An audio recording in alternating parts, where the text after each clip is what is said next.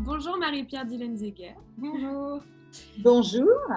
Vous êtes experte en Feng Shui, auteure du livre La Voie du Feng Shui et Oser s'accomplir, et conférencière sur la discipline énergétique chinoise. Aujourd'hui, nous avons à cœur d'exprimer à notre communauté une compréhension différente et une lecture énergétique de ce qui se passe actuellement. Nous nous connaissons depuis quelques années et ton approche nous a beaucoup aidé dans nos cheminements personnels et nous voulons partager ton approche. Au début, l'art chinois dont est issu le Feng Shui et les 4 piliers était une discipline dont on parlait peu en France et en Occident. Aujourd'hui, cela est porté à un plus grand nombre, mais pourrais-tu expliquer de façon simple ta pratique pour ceux qui ne la connaissent pas encore ? Super question. Et je pense qu'il faut prendre un grand angle.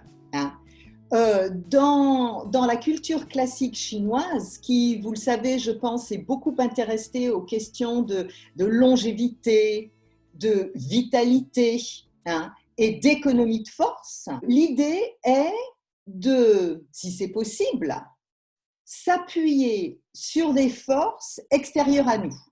Donc, il y a cette idée d'identifier le bon moment et le bon endroit pour toute action. Donc, le Feng Shui a à voir avec la question du lieu optimal, le plus en phase avec ce que je cherche à faire, et les 4 piliers ou la partie de décodage temporel a à voir avec l'identification du moment qui va être le plus opportun pour poser un acte.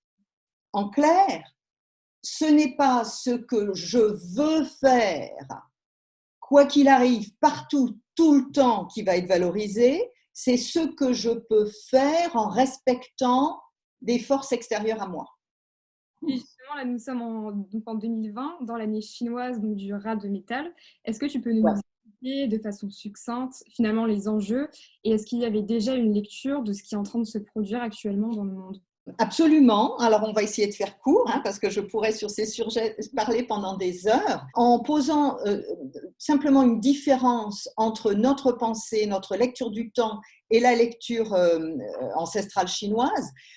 Pour eux, le temps, c'est de l'énergie. Oui. Le temps est cyclique, donc tous les X années, ici, tous les 60 ans, la même énergie temporelle revient. Et ce système a été décodé, mis en place depuis des centaines, depuis des millénaires. Donc, il y a une connaissance pour eux, d'abord, une connaissance de cette énergie, même si depuis la révolution culturelle en Chine, certains aspects de ces savoirs ont été mis de côté, et je dirais une humilité, une capacité à se dire voyons quelle énergie arrive cette année pour que je me cale sur elle. En clair, le rat de métal n'est ni bon ni mauvais. Il n'y a pas fondamentalement d'année a priori bonne ou mauvaise. Ouais. C'est la rencontre de ce qu'une société cherche à faire à un moment donné de son histoire avec ce qu'une année propose qui peut créer de la difficulté ou pas. Pour être claire et précise, dans une année comme celle-ci, nous pouvions nous attendre à une énergie colossale de mouvement, dispersion, dissémination, contagion. Là où il ne faut pas désespérer, c'est que c'est une énergie au service d'une diffusion, y compris d'un mouvement de communication. Je pense que là, on va voir des tas de moyens de communication différents alors qu'on reste chez nous, qui vont se mettre en place. Donc, c'est une énergie de diffusion au service aussi bien d'un virus terrible que des solutions qui sont en train d'émerger. Donc, une année comme celle-ci favorise le renouvellement, parce qu'il y a des cassures, le renouvellement et l'émergence de nouveaux modes de fonctionnement. La question serait comment se positionner par rapport à ça.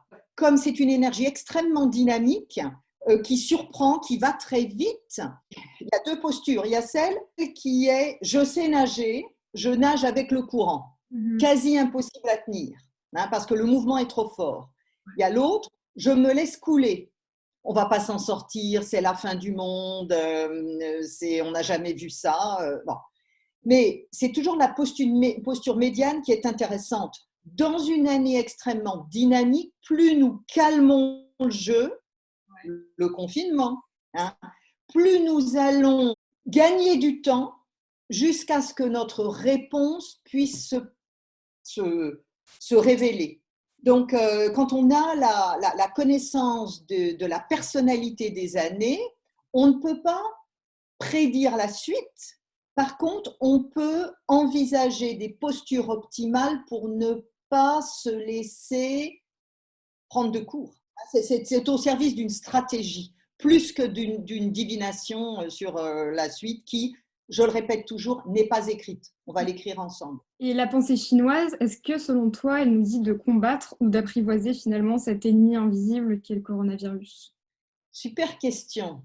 Alors, je dirais ni l'un ni l'autre. Combattre un mouvement puissant est toujours courir le risque de perdre des forces. Vaut mieux se tenir quoi? Vaut mieux reculer.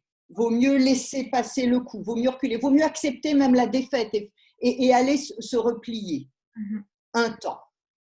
Apprivoiser le virus, c'est peut-être dangereux aussi. Ma réponse serait, le moment est venu de nous apprivoiser nous-mêmes, de nous recentrer, de comprendre ce qui a été sauvage, débordant, non maîtrisé, non contrôlé dans nos pratiques, dans nos modes de vie où nous ne respirions plus.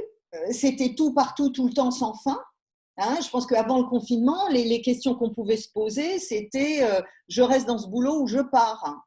Je me fais un italien comme dîner ou je vais manger dans un restaurant chinois. Là, cette phase-là de notre mode de faire à être domptée, apprivoisée, transformée.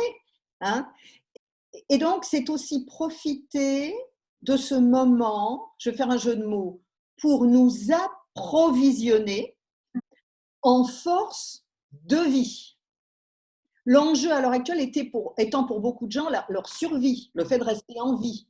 Les questions fondamentales maintenant, c'est la vie. Mais la vie, quand on va sortir de cette période, qu'est-ce qui collectivement, comme étant le résultat de décisions, de choix, de postures individuelles, peut réalimenter des forces de vie. Le virus, il a profité de ce que nous n'alimentions plus suffisamment la vie, de ce que nous étions en situation d'apnée.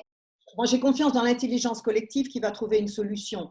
Mais une société qui n'est plus en joie ou qui est en surproduction ou qui est à côté de ses fondamentaux, qui ne respecte plus la vie, vous allez dire que j'exagère, mais regardez le taux de burn-out qui existe. Donc, le virus, il se découragera aussi parce que nous retrouvons un équilibre et au niveau quotidien. Est-ce que nous pouvons optimiser notre espace de travail et de repos en ce temps de confinement? Absolument. Prenons un angle de lecture qui n'est pas forcément l'angle occidental habituel. Dans le mode de pensée que je chéris, le lieu est un allié. Le lieu a une personnalité comme la personne qui vit avec vous dans ce lieu. À partir du moment où je considère mon lieu, non pas simplement comme X mètres carrés qui valent tant, ou une boîte en matériaux. Non. À partir du moment où d'abord, nous sommes obligés de côtoyer avec ce lieu, trop petit, trop grand, trop sombre. On va en voir les défauts et les qualités à l'heure actuelle. Donc là, nous sommes forcés à le faire. Et donc, mon conseil, il serait de le redécouvrir, de dialoguer avec lui. Qu'est-ce que ça veut dire de dialoguer avec son lieu? D'abord, de le remercier d'être là et de nous avoir accompagnés pendant tant d'années. Nous ne pouvons pas optimiser quelque chose tant que nous n'en voyons pas les qualités et les défauts. Profitons du moment pour créer du vide. Alors aujourd'hui, on ne peut pas sortir vraiment, mais de déjà faire la liste de tout ce qui n'a plus rien à faire dans votre appartement. De manière à ce que quand nous pourrions nous débarrasser des bouquins, des photos, des vieilles assiettes, nous serons prêt à dégager, ça va créer du vide qui va appeler comme un appel d'air de nouveaux bouquins, de nouvelles photos, de nouvelles personnes. Donc c'est le moment de regarder, de prendre 2-3 décisions et de surtout prendre des promesses, d'acter les changements que nous savons que nous avons à faire. Je pense qu'un grand nombre de personnes vont prendre la décision dans quelques semaines, par exemple, de ne plus vivre à Paris. Je suis assez convaincue que ces personnes y auront certainement, y avons peut-être déjà pensé, y ont déjà peut-être pensé depuis longtemps, mais ce n'est que maintenant que cette voix intérieure qu'elles avaient, que l'instinct, les ressentis profonds, nous les avons tous. Notre culture nous a appris à ne pas les écouter. Donc là, vont se dessiner des changements de carrière. En ce moment, c'est vraiment le moment justement de changer de cap, que ce soit pour des décisions professionnelles, des décisions justement d'habitat, etc. L'année dit, il y a une vague énorme qui vient. Ouais. Elle est au service d'un changement. Donc, le sachant, nous pouvons nous préparer à résister, nous arc-bouter. Hein, la vague est forte, donc c'est pas facile de vraiment ne rien changer. Ou nous dire, ça vient, je ne sais pas forcément où ça va m'emmener, mais j'accepte de faire confiance à un mouvement qui va me porter à un point B que je n'aurais peut-être pas osé envisager tout seul, sans chambardement, et d'oser. Donc, on peut dire que l'année est au service de pas mal de changements, mais nous gardons néanmoins une liberté individuelle d'y aller ou pas. C'est une sacrée période, mais qui crée aussi beaucoup de douleurs. Je vais dire une chose là-dessus.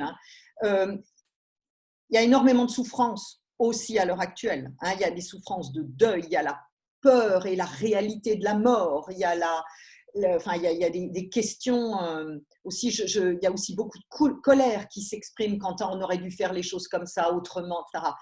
Mais le moment, il est à la création d'un vide et d'accepter le désarroi qui nous met face à un vide de solutions que nous n'avons pas. Ce que ça fait, c'est que ça nous rend à chacun un petit peu plus de latitude pour écrire la suite de notre vie et ensuite collectivement la suite de notre société. Il en sortira des bonnes choses, mais le passage est rude. Est-ce qu'un lieu nous choisit et en quoi est-ce que c'est un apprentissage final, en quoi est-ce qu'il est un apprentissage pour l'être humain? Je suis en train d'écrire là-dessus justement. Si l'on part du principe que le lieu a une personnalité, il a une énergie. Je ne suis pas en train de dire qu'il est vivant, je ne le compare pas à un humain, mais il a une certaine qualité qu'il porte. Nous sommes des paquets d'énergie. Donc, chaque fois que nous entrons dans un lieu, c'est en fait aussi, c'est pas simplement la rencontre de la personne avec celle qui l'accueille dans le lieu, c'est aussi la rencontre de ce que nous sommes avec l'énergie du lieu. Dans la pensée chinoise, que j'honore en continu dans mon travail, ancestrale, pas forcément contemporaine, c'est toujours une histoire, toute chose est toujours le résultat d'une équation qui met en présence une personne, un moment, un lieu. Donc, oui, officiellement, nous choisissons les lieux, les projets, les personnes. Il n'y a que nous, là, qui sommes à l'œuvre. Si nous sommes en résonance avec un lieu plus qu'un autre, lui aussi. Il y a un exercice qui est bien là, ce serait de prendre, quand on a du temps, sur une feuille, sur une feuille blanche, de faire la liste de tous les lieux que nous avons habités ou dans lesquels nous avons travaillé, mais centrons-nous d'abord sur les lieux où nous avons habité depuis nos plus anciens souvenirs. Vous mettez une colonne avec les lieux, l'adresse, les dates, et vous essayez dans une troisième colonne, de voir ce que ce lieu vous a apporté, mais en clair, pour y arriver, c'est qu'est-ce que vous y avez vécu. Alors là, il y a 3 lieux de suite, rupture amoureuse, rupture amoureuse, rupture amoureuse. Okay. Bon, on va dire, qu'est-ce qui m'a apporté? C'était triste. Non, mais si, le premier, d'abord, c'est pas lui qui vous l'a apporté, le lieu est au pire ou au mieux un révélateur de ce que nous portons. Il y a un phénomène de correspondance. qu'avions-nous à apprendre des lieux que nous avons rencontrés? S'il y a phénomène de répétition dans des lieux différents, avec la même personne, la problématique est liée à la personne. Les lieux ont des choses à nous apprendre. Je pense à toutes ces personnes avec que j'ai pu suivre, avec qui j'ai pu travailler, qui me disent, effectivement, ce lieu-là, je ne l'ai pas senti dès le début. Mais pourquoi vous avez signé? Notre culture ne nous aide pas à entendre ce que nous savons, parfois dès la première minute, avec une personne, avec un lieu.